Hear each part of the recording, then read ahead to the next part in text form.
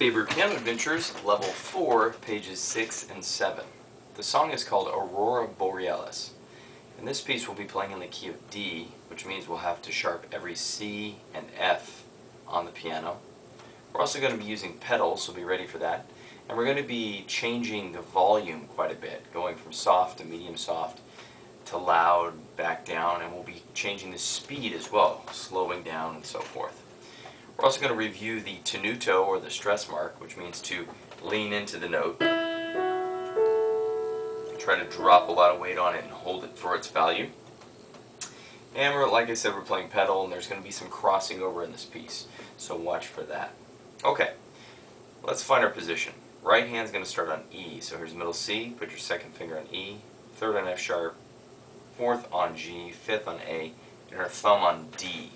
The left hand, we're going to be taking our one finger and starting on D over here. So middle C, here's bass C, just move up one to D, and second should be on C sharp, third on B, fourth on A, fifth on G. Let's take a listen to the piece and then we'll talk about all the details.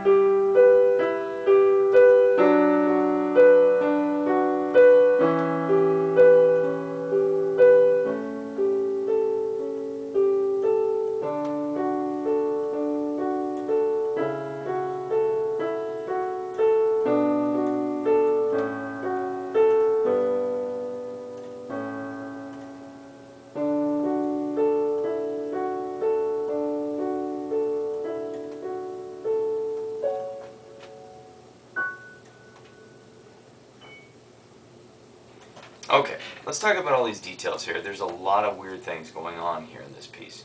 We have tenutos all over the place. So when we play the tenuto, just try to give it a little bit extra. A little louder here, tenuto. Here comes another one, listen. Another one. A little louder here. Crossing over, slow down, tenuto on the left now. Another one, a little louder. Getting quieter. We're going to cross over here, a little louder. Crossing over again, slow down. Now forte. Quieter, little quieter, and slow down. Now quiet, back to the original tempo.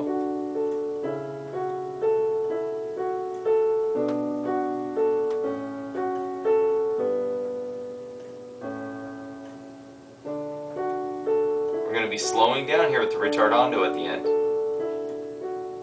Cross over, same notes an octave higher, and then 2 octaves higher, but getting quieter. Okay, so that's pretty much most of all the dynamics in the piece. Those tenutos in measure 17, 18, 19, and 20 on page 7, make sure that you're playing your right hand forte, but bring out that left hand.